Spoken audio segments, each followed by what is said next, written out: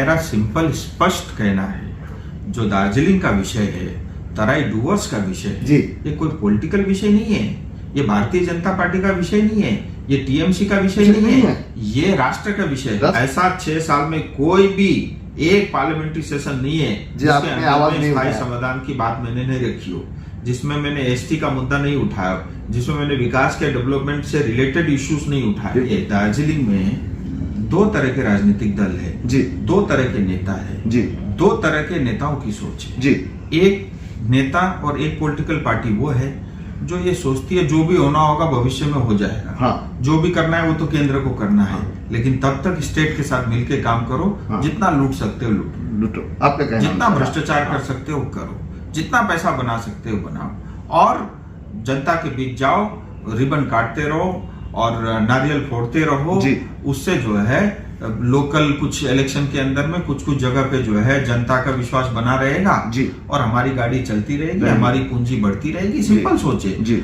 मैं उस जनता के साथ, उस नेता, उस पॉलिटिकल पार्टी के साथ हूँ जो जनता, जो पॉलिटिकल पार्टी, जो नेता दार्जिलिंग का भविष्य उज्जवल और सुनिश्चित करना चाहते हैं, मैं उनके पक्ष में हूँ। लेकिन आम जनता का एक सब्जेक्ट है, जो सब्जेक्ट से आपको ज्यादातर वोटर, जो आम जनता को वोट दिया, उनका जो ये दिल पे लगा था कि राजू जी कुछ करेंगे, लेकिन राजू जी अभी तक ईडी सीबीआई कुछ वहां पे एंगेज नहीं कर पाए। मैंने जो करना था अपनी ओर से मैं कर दिया। अच्छा। चाहे वो इनकम टैक्स हो, चाहे जीएसटी हो जी, चाहे भारत सरकार हो, चाहे निर्मला सीतारमण हो जी, चाहे गृह मंत्री जी हो, जो दस्तावेज जी, जो कागजात जी, जो प्रूफ जी, इवन डीआरआई जी, जो देना था मैं अपनी ओर से सबमिशन कर दिया।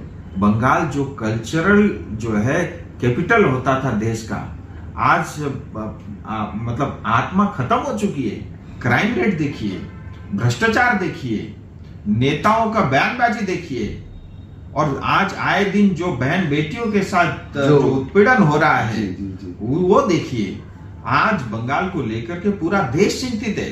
2019 में पूरा सम्मान दिया था, 18 सीटें मिला था आप लोग को, 18 सीट मिली थी। 2021 में भी पूरा मन बनाया था जी।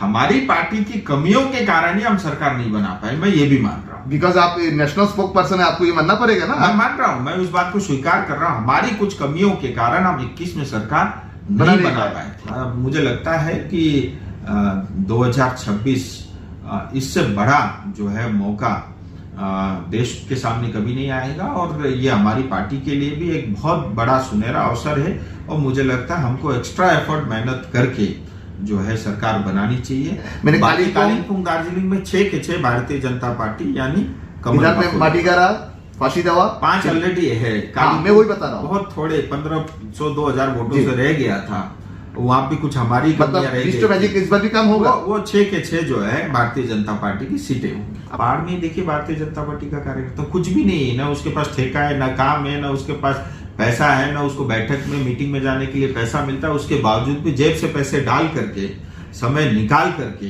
परिवार का समय काट करके उस कमल के फूल को समय दे रहा है ना, वो इसीलिए दे रहा है, वो भी चाहता है कुछ परिवर्तन। नमस्कार दर्शक, मैं डीएसटीवी इंडिया न्यूज और डीएसटीवी दार्जिलिंग।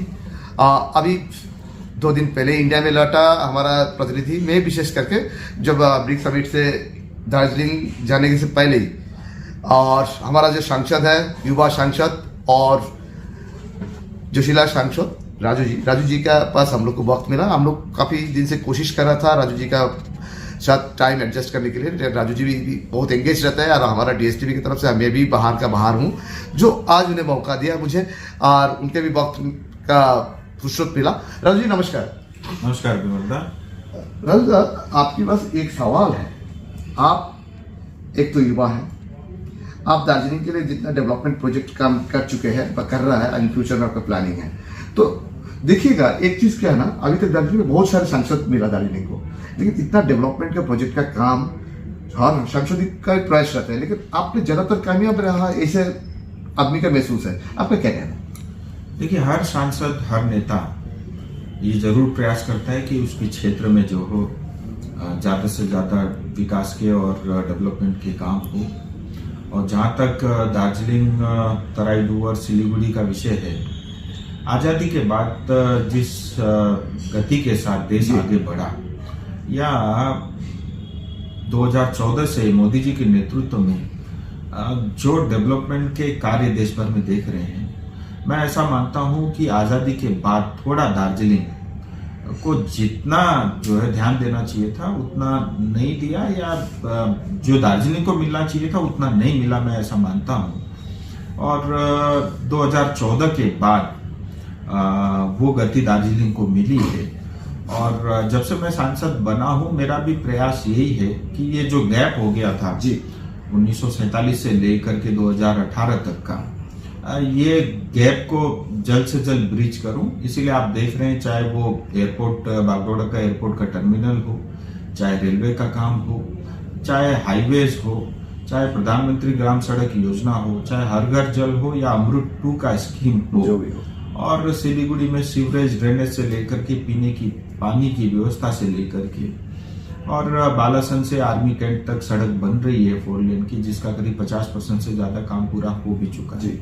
तो वो तमाम काम हो रहे हैं, और मैं इसके लिए श्रेय जनता को दूंगा और भारत सरकार और प्रधानमंत्री मोदी को दूंगा। एक बात कहना, कोई भी क्षेत्रों का विकास के लिए एजुकेशन और हेल्थ बहुत अच्छा के, रोड एंड ट्रांसपोर्टेशन बहुत, ये तीनों चीज बहुत इंपॉर्टेंट भूमिका रखते हैं। जैसे आपने ऑल्टरनेटिव हाईवे का एक बात कर रहा था काफी दिन से, दार्जिलिंग के जो हिलकार्ट रोड है अभी, जो नेशनल हाईवे जो है, उसके ऑल्टरनेटिव कुछ आप लोग सोचा था, आपने सोचा भी था, उसके लिए कुछ प्लानिंग पास हुआ आपकी तरफ से पार्लियामेंट रोड एंड ट्रांसपोर्टेशन के साथ? लगातार 2019 से मैं इस प्रयास में हूँ कि दार्जिलिंग कालिम्पोंग को अल्टरनेटिव हाईवे मिलनी चाहिए जी।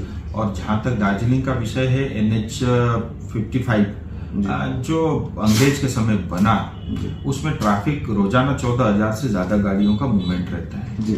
और एक आम जो स्टैंडर्ड SOP है हाईवे का या मोर्थ का या NHAI का, वो ये कहता है कि अगर 7,000 से ज्यादा गाड़ी हो तो 4 लेन बननी चाहिए, अल्टरनेटिव तुरंत उसका प्लान बनना चाहिए जी। लेकिन इतने लंबे समय तक बना नहीं। लेकिन मुझे ये बताते हुए जनता को खुशी है कि एक अल्टरनेटिव हाईवे जो आपका तीस्ता बाजार से लेकर के और जो है लेबोंग तक सीधा निकलेगा, वो करीब 32-33 किलोमीटर का हाईवे है, वो ऑलरेडी सैंक्शन हो गया और उसका DPR बनना भी तैयार हो गया है। उसकी फिजिबिलिटी वर्कआउट सब हो चुकी है। तो एक तो हाईवे तीस्ता से सीधा जो है दार्जिलिंग जाने को मिलेगा, उसके कारण कालिम्पोंग, सिक्किम और डुअर्स के लोग जो दार्जिलिंग जाते हैं उनको भी फायदा होगा। और अब आने वाले समय में दार्जिलिंग जाने के लिए सिलीगुड़ी से भी एक रूट एडिशनल होगा, तीस्ता से आप सीधा दार्जिलिंग यानी लेबोंग पहुंच सकते हैं। और उसके कारण इधर भी NH 55 में भी और जो है थोड़ा डीकंजेशन होगा, ट्रैफिक थोड़ी कम होगी। लेकिन इसके साथ ही स्वयं जो है NHAI DCL के MD और मंत्रालय का भी ये कहना है कि बागडोगरा एयरपोर्ट से सीधा दार्जिलिंग को जोड़ना चाहिए, जिससे जो है मतलब जो टूरिस्ट हैं, जो आम जनता है, रोजमर्रा की चीजों के लिए जो लोग सिलीगुड़ी दार्जिलिंग आते हैं, तो उसका भी प्लान जो है फिजिबिलिटी वर्कआउट करने के लिए ऑलरेडी दे दिया गया है। और प्लान कुछ ऐसा बन रहा है कि बागडोगरा से शुरुआत होकर के और बालासन और माटीगड़ा होते हुए बागडोगरा और इधर बालासन नदी और माटीगड़ा और फिर जो है उसके बाद तब लोअर आपका जो है बालासन होते हुए सीधा घूम तक निकले, उसकी फिजिबिलिटी वर्कआउट हो रही है। ये पहले भी कई बार ये सुझाव आया है जी। और उसके कारण धोत्रे, सोनादा से लेकर तमाम क्षेत्र की जनता को उसका बहुत बड़ा लाभ होगा और नीचे से ही हम सीधा जो है दार्जिलिंग पहुंच जाएंगे। वो छोटा रूट भी होगा जी और एक अल्टरनेटिव हाईवे बनेगा। और इसके साथ ही हाल ही में मैंने मंत्री जी से निवेदन किया है और कि घूम से लेकर के दार्जिलिंग ये 8 किलोमीटर का जो रास्ता है, इसमें एक वर्ल्ड क्लास जो है लेटेस्ट टेक्नोलॉजी और जो हम स्विट्जरलैंड में देखते हैं उसके बराबर जो है केबल कार वहां पे बने और उसका कई लाभ होंगे। एक तो केबल कार होने से टूरिस्ट का अट्रैक्शन बढ़ेगा। आज देखिए दार्जिलिंग में टूरिस्ट तो आता है, लेकिन उसको टिके रहने के लिए 7 दिन 10 दिन तक वो वहां पे रहे, उसके लिए एक्टिविटी नहीं है। तो एक एडिशन भी होगा और आम जनता के लिए, हमारे विद्यार्थियों के लिए, आम नागरिक के लिए जो है आने जाने के लिए सुविधा होगी और गाड़ियां कम होगी, केबल कार ज्यादा होगा तो उसके कारण पोल्यूशन में भी जो है कमी आएगी। यानी हम ये भी नहीं चाहते कि दार्जिलिंग को सिर्फ कंक्रीट और गाड़ियों से भर दे और जो दार्जिलिंग का वातावरण है वो दूषित न हो, ये पर्यावरण को भी हमको बचा के रखना है। तो वो मांग भी रखी है, और मांग क्या, मंत्री जी ने मुझे पूरा आश्वासन दिया है और मैं स्टेट से भी बात करूंगा कि उनकी तरफ से भी जो है ये प्रपोजल मूव हो, और बगैर किसी राजनीतिक भेदभाव के, चाहे किसी के भी हाथ पैर जोड़ने पड़े करके, अगर दार्जिलिंग की जनता का और उस क्षेत्र की जनता का भला होता है तो मुझे लगता है हम सबका कर्तव्य है, वो मैं कर रहा हूँ। राजू जी, आपको याद होंगे 2023 की जब G20 का प्रेसिडेंसी चल रहा था, हमारा क्षेत्रों में एक वेन्यू रखा गया था शिलीगुड़ी मेफेयर में, और दार्जिलिंग में भी, कर्शियंग में भी। तो उस वक्त टूरिज्म सेंट्रल मिनिस्टर था जगदीश रेड्डी जी साहब था। उस टाइम पे मैंने आपको सवाल पूछा था, उनके आपके सामने में पूछा था, जो जूरिक का टाइप है, स्विट्जरलैंड जूरिक का टाइप है, जो केबल का जो दार्जिलिंग में प्रोविजन है, वही प्रोविजन आज कामयाब होने जा रहा है, आपको लग रहा है? तो वही कह सकते हैं। स्विट्जरलैंड की अगर बात करूं, सिर्फ जूरिक नहीं, स्विट्जरलैंड के हर छोटे बड़े टाउन के अंदर में सब जगह आपको हाँ, मैंने भी देखा, और वो भी पहाड़ी क्षेत्र है जहां भी।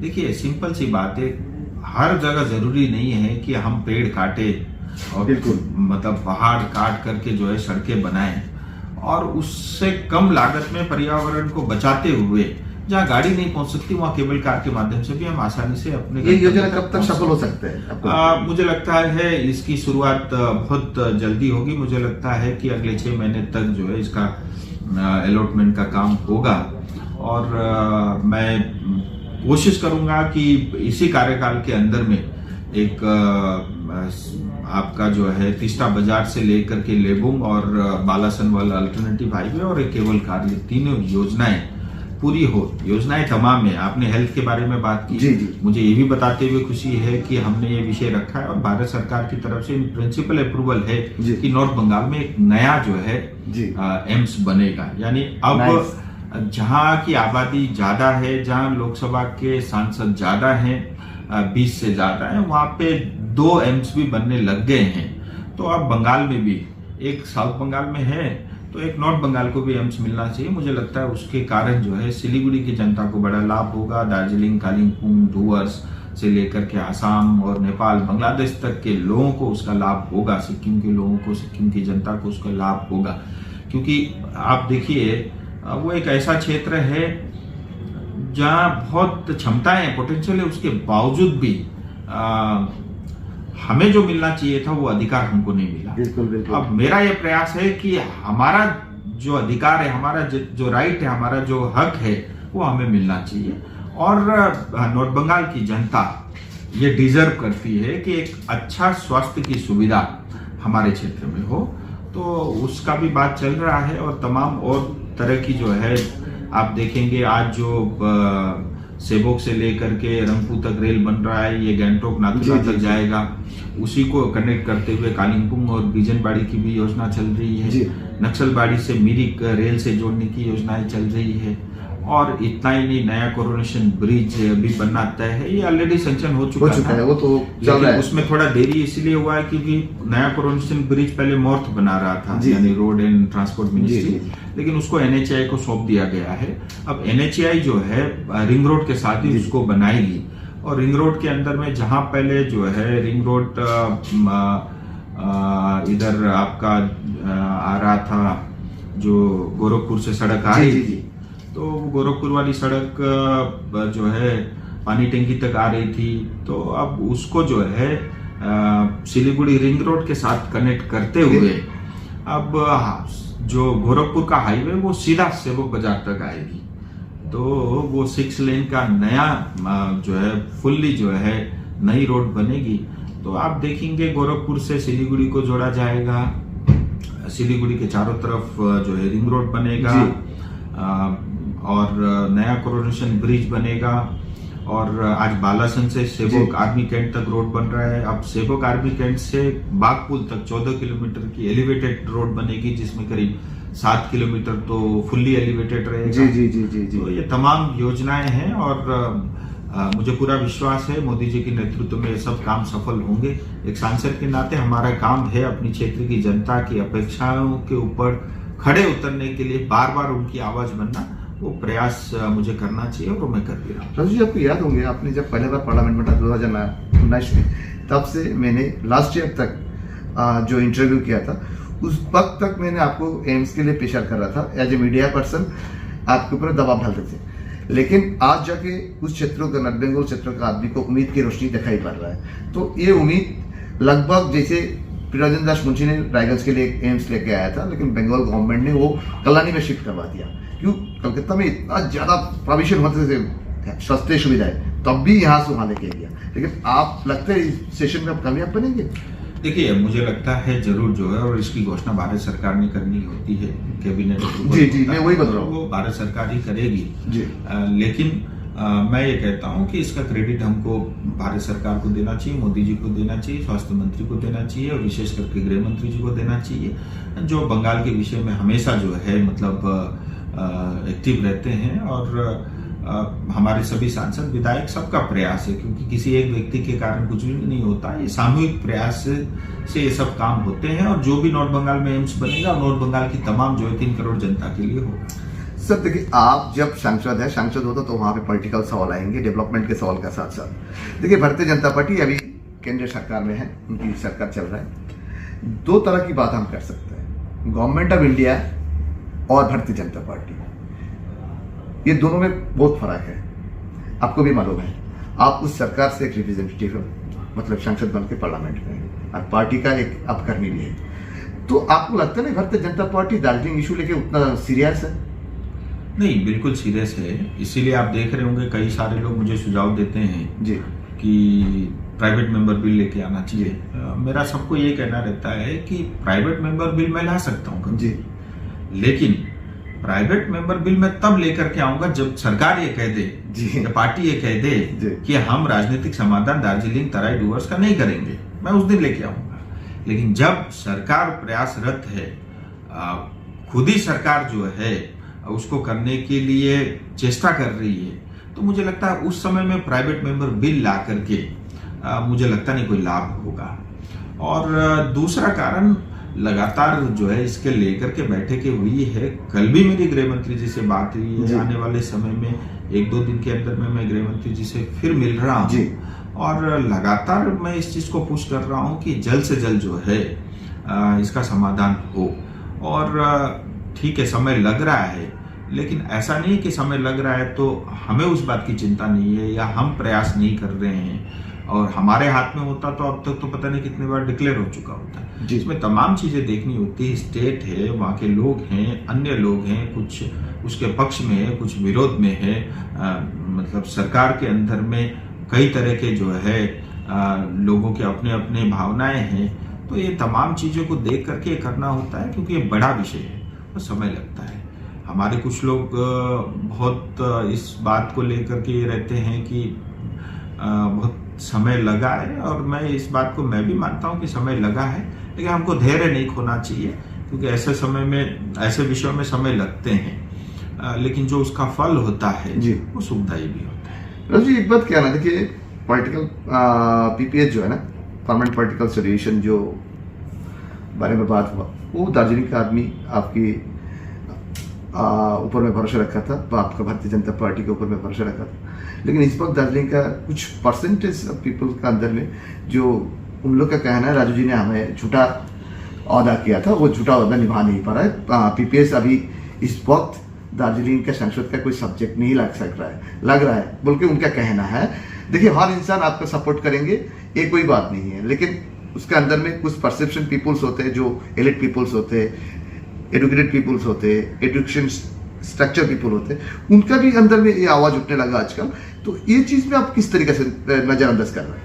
देखिए, कोई भी व्यक्ति कुछ भी सोचने के लिए स्वतंत्र है जी, और हर राजनीतिक व्यक्ति अपनी राजनीतिक बयानबाजी देता है अपने फायदे नुकसान देख करके, वो भी स्वतंत्र है, मुझे उससे कोई फर्क नहीं। मैं पॉलिटिकल बंदा का नहीं बात नहीं किया, मुझे उससे, देखिए, हर व्यक्ति स्वतंत्र है अपनी बात रखने के लिए, लेकिन ये जो आश्वासन दिया था जी, ये जो विश्वास दिया था जी, ये भारत सरकार ने दिया था। भारतीय जनता पार्टी ने दिया था। जी। भारतीय जनता पार्टी के संकल्प पत्र में लिखा जी। गया था। जब मैं 2019 में चुनाव लड़ने जी, जी, गया, जी, राइट, तो राइट, मेरे राइट। हाथ में संकल्प पत्र था। उस संकल्प पत्र को मैं लेकर के गया मैनिफेस्टो में था। और जाने के बाद जो स्थिति देख करके हाँ। मैं भी इस पक्ष में हूँ कि समाधान होना चाहिए। वंचित हैं, पीड़ित हैं, जी। शोषित जी। है, शोषण हुआ है, जो हमारा अधिकार, हमारा हक है, वो हमें नहीं मिला और यही चलता रहा। आने वाले समय में गोरखा समुदाय या दार्जिलिंग तराई डूवर्स की जो मूल निवासी है जी।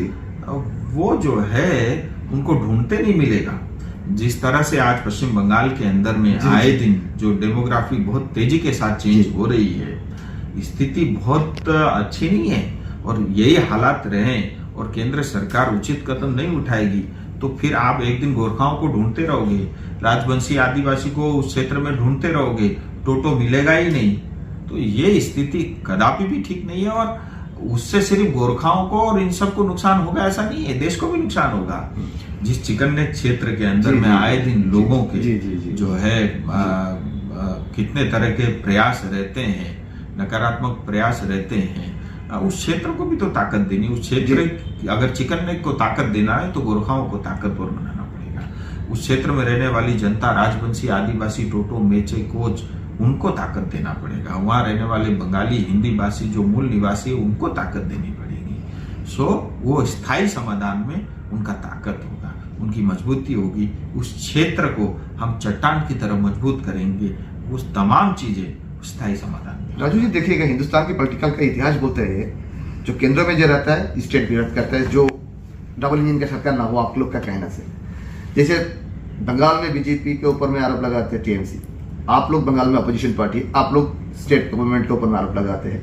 ये पॉलिटिकल आरोप तो लगते रहते हैं, लेकिन क्या ना एक्चुअली मैटर जो है दार्जिलिंग जो सब्जेक्ट है, अभी किसी ने सिक्किम का इशू लेके बोल रहा है, किसी ने क्या लेके बोल रहा है, मतलब आप शराब जो भी है दार्जिलिंग इशू लेके आदमी को, आपको लगता नहीं दार्जिलिंग के पॉलिटिकल में कन्वर्ट करने का बहुत आसान है? मेरा सिंपल स्पष्ट कहना है, जो दार्जिलिंग का विषय है, तराई डूवर्स का विषय है, जी। ये कोई पॉलिटिकल विषय नहीं है, ये भारतीय जनता पार्टी का विषय नहीं है, ये टीएमसी का विषय नहीं है, ये राष्ट्र का विषय है। राष्ट्र का विषय, वही बात कर रहा था। सुरक्षा से जुड़ा हुआ विषय है जी। और अगर हम दार्जिलिंग तराई डूवर्स की जनता की उस क्षेत्र के लेकर के स्थायी समाधान या सॉल्यूशन की तरफ नहीं जाते, इसका मतलब हम देश का नुकसान कर रहे हैं, अपनी सुरक्षा के साथ खिलवाड़ कर रहे हैं। इसीलिए कोई पॉलिटिकल पार्टी अपने फायदे, नुकसान, नफा नुकसान के लिए कुछ भी बयान देता है, उसमें मुझे नहीं पढ़ना, उससे मेरे को कोई लेना देना भी नहीं है। मेरा ये कहना है कि उस क्षेत्र की जनता के लिए, उस क्षेत्र की क्षेत्रफल की सुरक्षा के लिए और वहां लोगों के साथ जो अन्याय है वो उसको न्याय देने के लिए ये आवश्यक है और उसके लिए जिस हद तक मुझे जाना होगा मैं जाऊंगा, मैं प्रयास कर भी रहा हूं। इसीलिए जो लोग सुझाव देते हैं ना, मुझे उसमें भी ये लगता है कि नहीं ठीक है, उनकी जो पीड़ा है वो निकल करके आ रही है और आनी भी चाहिए। राइट। मैं उसका विरोध नहीं कर सकता और क्योंकि मैं सांसद हूँ जी और मुझे जनता ने चुन करके भेजा है पार्लियामेंट में बार-बार ये विषय रखने के लिए, मैं हर ऐसा 6 साल में कोई भी एक पार्लियामेंट्री सेशन नहीं है जिसके अंदर में स्थायी समाधान की बात मैंने नहीं रखी हो, जिसमें मैंने एसटी का मुद्दा नहीं उठाया, जिसमें मैंने विकास के डेवलपमेंट से रिलेटेड इश्यूज नहीं उठाए। बिल्कुल, तो ऐसा कोई एक भी नहीं, आप रिकॉर्ड देख सकते हैं। नहीं, ऐसा कुछ रिकॉर्ड नहीं।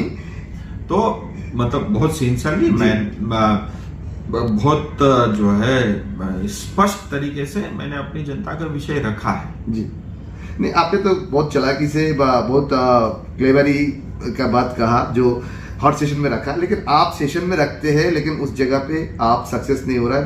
क्यों नहीं हो रहा है वो अलग बात है, लेकिन बात इस जगह पे, इस session, monsoon session, parliamentary session आ रहा है, इस सेशन में आपको लगता है दार्जिलिंग के लिए कुछ ऐसा इम्प्लीमेंट करा सकते हैं? मतलब परमानेंट पॉलिटिकल सोल्यूशन तो इस वक्त शायद पॉसिबल नहीं है, तो दूसरा कुछ प्रोविजन, जैसे आपने एम्स के बारे में कहा, तो रोपवे के बारे में, केबल कार के बारे में कहा, लेकिन बात इस जगह पे आ रहा है राजू जी, आपका जो स्टेमिना है, आपका जो जोश है, आपका जो उमंग है दार्जिलिंग के काम करने के लिए, लेकिन दार्जिलिंग का आदमी आपको उसी जगह पे साथ दे रहा है। जीटीए जो क्षेत्र है, आप लोग परमानेंट पॉलिटिकल सोल्यूशन नहीं दे पा रहा है, वो अलग बात है, लेकिन बात तो इस जगह पे आ रहा है, जो जीटीए जो है रिव्यू मीटिंग करके आप लोग सेंट्रली तो दिया था और स्टेट ही दिया था, वो कांग्रेस गवर्नमेंट हो और टीएमसी गवर्नमेंट हो, लेकिन वो क्षेत्र तो आपका ही है, तो वहां पे डेवलपमेंट करने के लिए सेंट्रल और स्टेट को जो प्रोविजन अभी डिटेल चल रहा है उसको आप लोग क्यों मॉडिफाइड नहीं कर रहा है? देखिए, मतलब जब तक पीपीएस ना हो। देखिए, दार्जिलिंग में दो तरह के राजनीतिक दल है जी, दो तरह के नेता है जी, दो तरह के नेताओं की सोच है। जी, एक नेता और एक पॉलिटिकल पार्टी वो है जो ये सोचती है जो भी होना होगा भविष्य में हो जाएगा। हाँ, जो भी करना है वो तो केंद्र को करना है, लेकिन तब तक स्टेट के साथ मिलके काम करो। हाँ। जितना लूट सकते हो लूटो, लूटो, आपका कहना जितना है। भ्रष्टाचार कर सकते हो करो, जितना पैसा बना सकते हो बनाओ, और जनता के बीच जाओ, रिबन काटते रहो और नारियल फोड़ते रहो। जी। उससे जो है लोकल कुछ इलेक्शन के अंदर में कुछ कुछ जगह पे जो है जनता का विश्वास बना रहेगा जी, और हमारी गाड़ी चलती रहेगी, रहेगी। हमारी पूंजी बढ़ती रहेगी। सिंपल सोचे। जी, वैसे नेताओं को, वैसे पॉलिटिकल पार्टी को दार्जिलिंग का भविष्य लेकर के कुछ लेना देना नहीं है।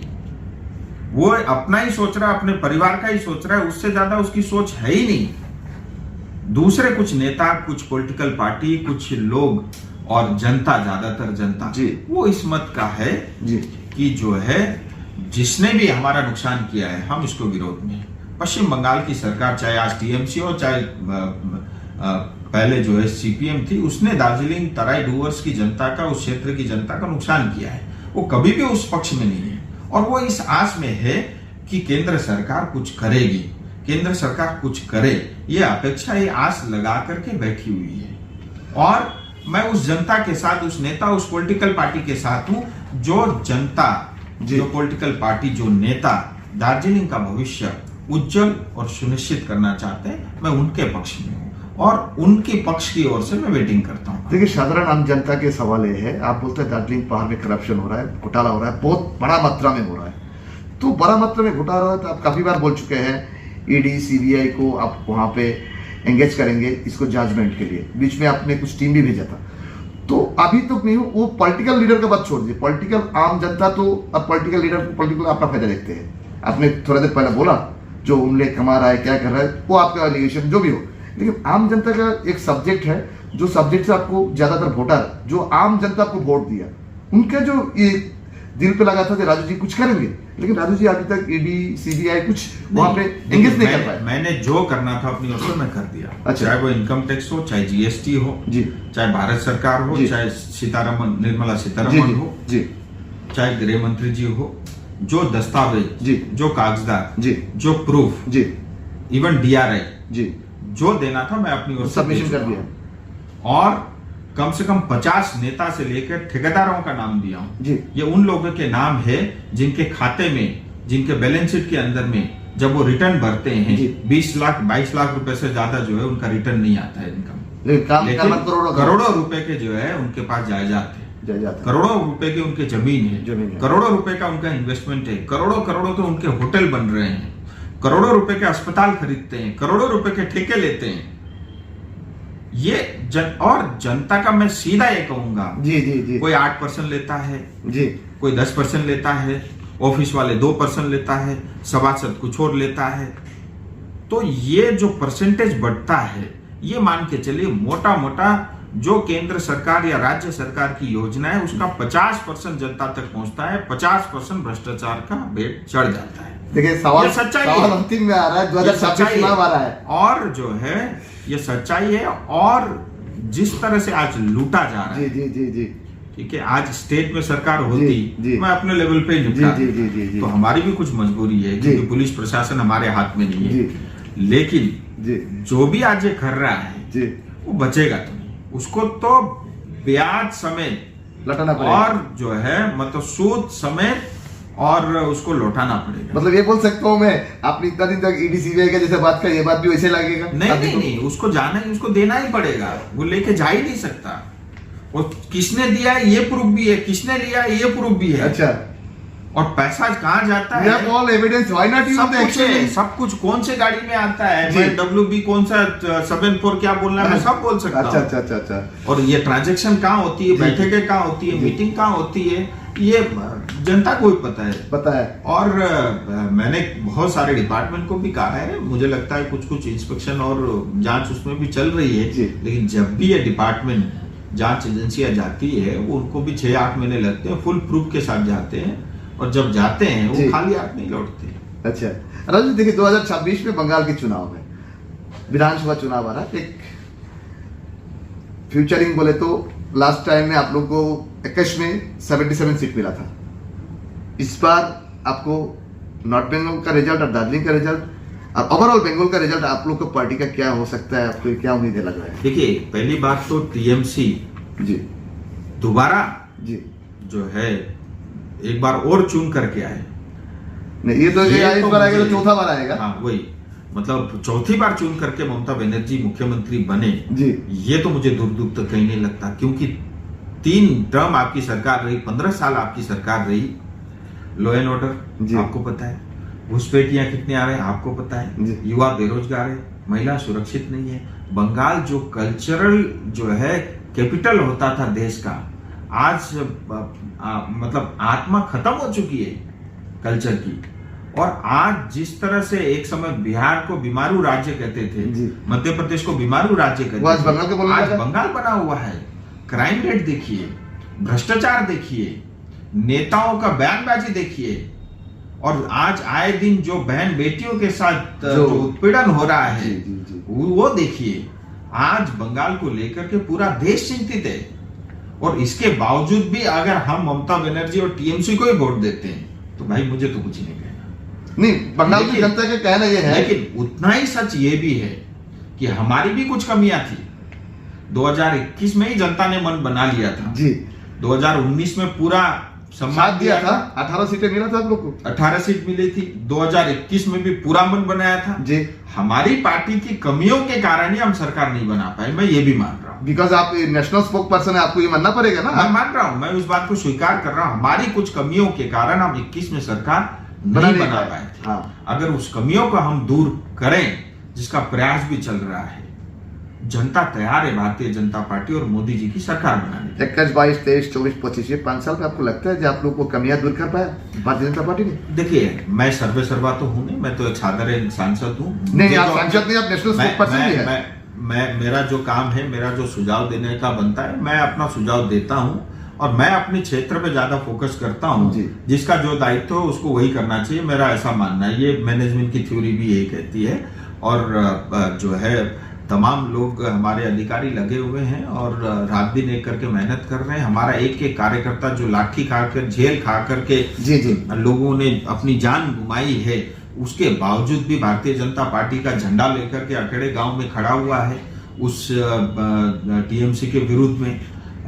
तो मुझे लगता है कि 2026 इससे बड़ा जो है मौका देश के सामने कभी नहीं आएगा, और ये हमारी पार्टी के लिए भी एक बहुत बड़ा सुनहरा अवसर है। और मुझे लगता है हमको एक्स्ट्रा एफर्ट मेहनत करके जो है सरकार बनानी चाहिए। इसमें बड़ा कारण एक ये भी रहता है कि वोटरों को निकलने नहीं दिया जाता। मुझे लगता है पुलिस और प्रशासन इसको तो जो है इलेक्शन कमीशन को पूरी तरह नियंत्रण में ही लेना चाहिए, तभी जा करके सही तरीके से जो है पश्चिम बंगाल में वोटिंग होगी। ग्रेटर दार्जिलिंग जिला इंक्लूडिंग कालिम्पोंग जिला, मैंने ग्रेटर दार्जिलिंग बोला, यहाँ पे 6 विधानसभा सीट है। जो राजू विष्णु का करिश्मा लास्ट टाइम में 6 में 5-1 था। इस बार वो करिश्मा बरकरार रहेंगे आपको लगता है? चोपड़ा के बारे में मैं नहीं, चोपड़ा नहीं बोल रहा हूँ मैंने कालिम्पोंग दार्जिलिंग में 6 के 6 भारतीय जनता पार्टी यानी इधर में माटीगारा, फांसीदवा 5 ऑलरेडी है। मैं वही बता रहा हूँ, बहुत थोड़े 1500-2000 वोटों से रह गया था। वहाँ भी कुछ हमारी मतलब इस बार भी काम होगा। वो 6 के 6 जो है भारतीय जनता पार्टी की सीटें होंगी। आपको इतना कॉन्फिडेंस कहाँ से आता है राजू जी? आपका बॉडी लैंग्वेज बोलते कॉन्फिडेंस का साथ बता रहा है। देखिए, मैं जनता के बीच में रहता हूँ, मैं अपने क्षेत्र में रहता हूँ, जनता की भावनाएं मैं समझता हूँ और जनता की अपेक्षाएं मैं समझता हूँ। जनता चाहती है दीदी जल्द से जल्द आए, कुछ नया आए, कुछ परिवर्तन हो, ये जनता की भी अपेक्षा है। इसलिए जनता ने तो, दार्जिलिंग की जनता ने बहुत पहले ही भांप लिया था और 2021 में सारी सीटें जिता दी थी। वो तो बाकी जगह कुछ हमारी कमियां रह गई थी, वो तो बोल ही दिया। हाँ, इस बार हमने ये तय किया, एक बार पूरा बंगाल को देखेंगे और दार्जिलिंग की जनता लास्ट में तय करेगी। क्यों राजू मैजिक 19-21 26 में आके राजू जी का जो कमिटमेंट, मेरा मैजिक नहीं है। देखिए, उन लाखों कार्यकर्ताओं का है जो दिन रात मेहनत करते हैं। वो तमाम हमारे नेतृत्व हैं जो दिन रात एक करके काम करते हैं, उनकी मेहनत ज्यादा है। ना वो obvious है, हमारा लेकिन तो आपको ऑटोमेटिकली उसका एडवांटेज मिल जाता है, हमारा नाम हो जाता है। लेकिन वास्तव में जो कार्यकर्ता है, एक एक कार्यकर्ता जो खाना पीना छोड़ करके जो है पार्टी के लिए काम करता है। पहाड़ में देखिए भारतीय जनता पार्टी का कार्यकर्ता कुछ भी नहीं है, ना उसके पास ठेका है, ना काम है, ना उसके पास पैसा है, ना उसको बैठक में मीटिंग में जाने के लिए पैसा मिलता है। उसके बावजूद भी जेब से पैसे डाल करके, समय निकाल करके, परिवार का समय काट करके उस कमल के फूल को समय दे रहा है ना, वो इसीलिए दे रहा है, वो भी चाहता है कुछ परिवर्तन। अब लास्ट क्वेश्चन में आगे राजू जी देखिए, शिक्षा, रास्ता, सड़कें और स्वास्थ्य, ये तीनों विषय लेकर आप चिंतित है, और जो एक मुद्दा है दार्जिलिंग का, उस मुद्दा लेकर भी आप चिंतित है। लेकिन ये भी हम लोग जानते हैं वो विषय आपके हाथ पे नहीं है, वो एकदम हाईकमांड के हाथ पे। तो आपको आपको उम्मीद क्या लग रहा है, जो आपका जो पीपीएस बोलिए और जो भी सेटलमेंट बोलिए, जल्द से जल्द हो सकता है? ऐसे कुछ उम्मीदें रोशनी देखा रहा है 2026 से पहले, क्योंकि 26 के चुनाव से पहले बीजेपी इतना बड़ा रिस्क हाथ डालेंगे? देखिए जल्द होगा, अब ये पार्टी को और भारत सरकार को तय करना है जी कि उचित समय कब होगा जी। लेकिन हमारी तरफ से, हमारे गठबंधन के साथियों की तरफ से हमारा प्रयास ये है कि 2026 से पहले इसकी घोषणा हो। उसमें नफा नुकसान मुझे लगता है अब देखने का समय निकल गया, बहुत लंबा वक्त हो गया। तो राजू जी कोई मैसेज? चलिए, आपका धन्यवाद, आप दिल्ली आए और आपके माध्यम से एक बार फिर जनता से रूबरू होने का मुझे मौका मिला। और मैं अपनी क्षेत्र की जनता से बहुत स्नेह करता हूं। मैं सिर्फ जनता या वोटर नहीं मानता, मैं सबको अपना एक परिवार मानता हूं और मैं प्रयास करता हूं, लेकिन फिर भी बहुत सारी कमियां रह जाती है। बहुत सारे क्षेत्र में जाना रहता है, जा नहीं पाते हैं, कुछ समय का अभाव रहता है, पार्लियामेंट रहता है, कमेटी की बैठकें होती है। लेकिन मैं अभी 1 साल हुआ है, मेरे पास 4 साल और है और मैंने इस बार ये ठाना है कि हर जीपी तक, हर ग्राम तक मैं पहुंचूंगा इस पूरे कार्यकाल के अंदर में। और अगर कुछ दे सकूं ना दे सकूं, फिर भी जनता के सुख दुख बांटने के लिए मैं पूरे क्षेत्र में भ्रमण करने का प्रयास करूंगा। और जनता को एक बार फिर बहुत धन्यवाद आपके स्नेह और आपके प्रेम के लिए। धन्यवाद राजू जी, क्योंकि राजू जी ने एक बात इतना अच्छा कहा, पंचायत तक जाएंगे। क्यों दार्जिलिंग में अभी तक जितना भी सांसद हो चुके हैं, उन्हें राजू जी जैसा रिमोट एरिया में किसी ने उतना रिमोट में पहुंचा नहीं। ये एक राजू जी का बड़ा प्लस पॉइंट है। और राजू जी जब ऐलान कर रहा है जो पंचायत तक जाएंगे, पंचायत के आदमी एमपी का बाजू को मिलके उन्हें अपना दुख की बात रख सकते हैं, एक बड़ी बात है। राजू जी एक पॉलिटिशियंस है। हम लोग कोशिश करेंगे डीएसटीवी की तरफ से राजू जी को और आगे हमारा चैनल पे पर्दा पे लेके आने के लिए, लेकिन वक्त के एक सवाल होते हैं। इस वक्त हम विदा लेना चाह रहे हैं। कैमरा राजेंद्र शेट्टी के साथ मिलन छेत्री, डीएसटीवी इंडिया न्यूज, नया दिल्ली।